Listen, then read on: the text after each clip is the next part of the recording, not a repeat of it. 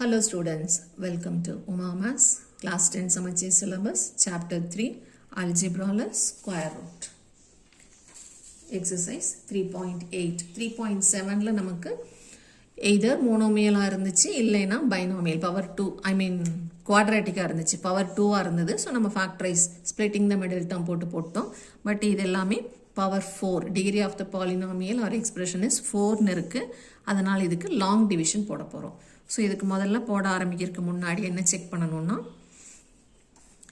Variable என்ன கொடுத்துருக்காங்களோ அதனோட பவர்ஸை டிசெண்டிங் ஆர்டர்லேயோ இல்லை அசெண்டிங் ஆர்டர்லேயோ அரேஞ்ச் பண்ணியிருக்கோமான்னு செக் பண்ணணும். நடுவில் ஏதாவது வேரியபிள் மிஸ் ஆயிருந்தால் அதுக்கு நம்ம 0 போட்டிருக்கணும். ஸோ எல்லா வேரியபிளும் இருக்கணும், ஆர்டராக இருக்கணும். ஸோ இங்கே பவர் 4 இருக்குது, அடுத்தது 3, 2, 1 அண்ட் கான்ஸ்டன்ட். ஸோ டிசெண்டிங் ஆர்டரில் அரேஞ்ச் ஆகிருக்கு. இப்போ இதுக்கு ஸ்கொயர் ரூட் கண்டுபிடிக்கிறதுக்கு ஒரு டைமையும் வேறு டிவைசஸ் யூஸ் பண்ணுவோம். ஸோ இது ஆர்டினரி டிவிஷன் மாதிரி தான், இங்கெல்லாம் சப்ட்ராக்ஷன் தான் பண்ணுவோம். பட் டிவைசர் மட்டும் மாறிக்கிட்டே இருக்கும். பாலினாமியலில் டிவைசர் எதுவும் இருக்காது. நம்ம எப்படி கண்டுபிடிக்கணும்னா ஃபர்ஸ்ட் டேர்முக்கு ஸ்கொயர் ரூட் கண்டுபிடிக்கணும், அதுதான் நம்மளோட ஃபர்ஸ்ட் கோஷன்ட். அதே மாதிரி லாஸ்ட் டேர்மோட ஸ்கொயர் ரூட் தான் லாஸ்ட் கோஷன்ட்டாக இருக்கும். சைன் நமக்கு இங்கே கடைசியில் என்ன வருதோ, முன்னாடி மைனஸ் வந்தால் இங்கே மைனஸ் வரும், இங்கே மைனஸ் வந்தால் இங்கே மைனஸ் வரும். முன்னாடி மைனஸ் வந்ததுன்னா கோஷன்ட்டில் மைனஸ் வரும். ஸோ ஃபஸ்ட்டு டேர்முக்கு லாஸ்ட் டேர்முக்கு ஸ்கொயர் ரூட் என்ன வருதோ அதுதான் நம்மளோட கோஷன்ட்டோட ஃபஸ்ட் அண்ட் லாஸ்ட் டேர்மாக இருக்கும். இப்போ இங்கே x பவர் 4க்கு ஸ்கொயர் ரூட் ஒரே ஒரு டேர்ம் மட்டும் ஃபஸ்ட்டு கன்சிடர் பண்ணணும், அதனோட ஸ்கொயர் ரூட் கண்டுபிடிக்கணும். x பவர் 4ஓட ஸ்கொயர் ரூட் x பவர் 2, அதை டிவைசர்லையும் எழுதணும் கோஷன்ட்லையும் எழுதணும். இப்போ எப்பவும் போல் கோஷன்ட்டையும் டிவைசரையும் மல்டிப்ளை பண்ணி இங்கே எழுதிக்கணும். ஸோ இது ரெண்டும் எப்போவுமே சேமாக தான் வரும். அதை சைனை மாற்றி கேன்சல் பண்ணி 0லாம் எழுத தேவையில்லை, சேமாக இருந்தால் அப்படியே விட்டுடலாம்.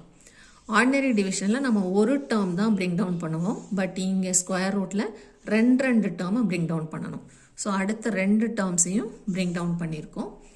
இந்த 2 டேர்ம்ஸுக்கு புதுசாக ஒரு டிவைசர் எழுத போகிறோம். இப்போ இந்த டிவிஷன் முடிஞ்சிருச்சு, இப்போ இதை பார்க்கவே கூடாது.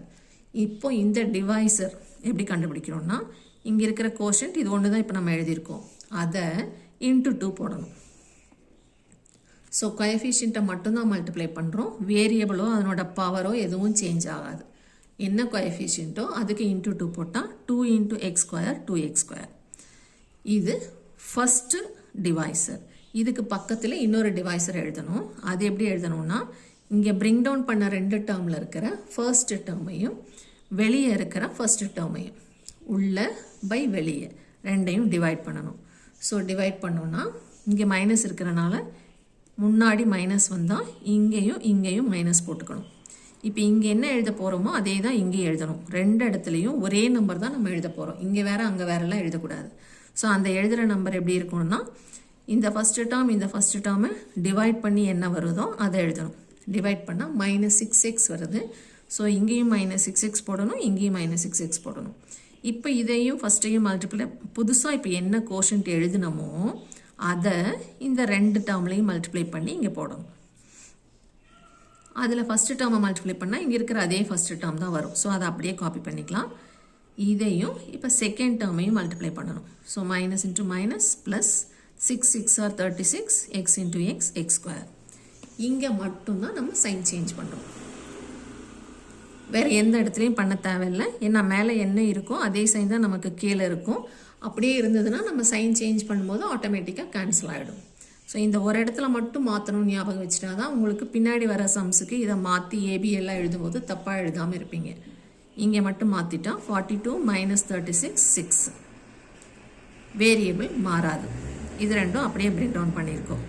இப்போது இதை டிவைட் பண்ணுறதுக்கு ஒரு நியூ டிவைசர் வேணும். அதுக்கு என்ன பண்ணணும், கோஷன்ட் என்ன எழுதியிருக்கோமோ இது 2 மட்டும்தான் எழுதியிருப்போம், அதை 2ஆல் மல்டிப்ளை பண்ணணும்.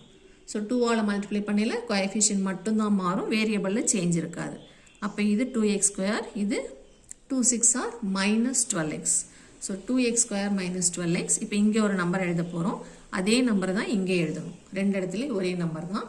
அது என்ன நம்பர்னா உள்ள பை வெளியே, உள்ளே இருக்கிற நம்பர் ஃபர்ஸ்ட் நம்பர் பை வெளியே இருக்கிற ஃபர்ஸ்ட் நம்பர், இல்லை உள்ளே இருக்கிற செகண்ட் நம்பர் பை வெளியே இருக்கிற செகண்ட் நம்பர், எப்படி வேணால் போட்டுக்கலாம், எல்லாம் சேமாக தான் வரும். இப்போ 6x² / 2x² போட்டோம்னா x² கேன்சல் ஆகிட்டா 3 மட்டும் வரும். ஸோ இங்கேயும் +3 இங்கேயும் +3, ஏன்னா இங்கே ஃபஸ்ட் இருக்கிற சைன் ப்ளஸ். இந்த 3ஆல் இதை 3 மல்டிப்ளை பண்ணோன்னா இங்கே மேலே என்ன இருக்கோ அதே தான் கீழே வரும். ஸோ 2 டேர்ம்ஸும் சேமாக இருக்கிறதுனால சப்ட்ராக்ட் பண்ணும்போது ரிமைண்டர் 0. ரிமைண்டர் 0 வர வரைக்கும் நம்ம இந்த டிவிஷனை ப்ரொசீட் பண்ணணும். 0 வந்த உடனே கடைசியாக ஸ்கொயர் ரூட் ஆஃப்னு சொல்லி கொஷினை எழுதி which is equal to modulus ஆஃப்னு போட்டு இங்கே இருக்கிற கோஷன்ட்டை எடுத்து எழுதணும். இந்த டிவைசரையோ இந்த ரிமைண்டரையோ எடுத்து எழுதிடாதீங்க. கோஷன்ட்டில் என்ன இருக்கோ அதான் நம்மளோட ஸ்கொயர் ரூட். அதுக்கு மாடுலஸ் போட்டுக்கணும். Square root of the quotient is equal to modulus of the quotient.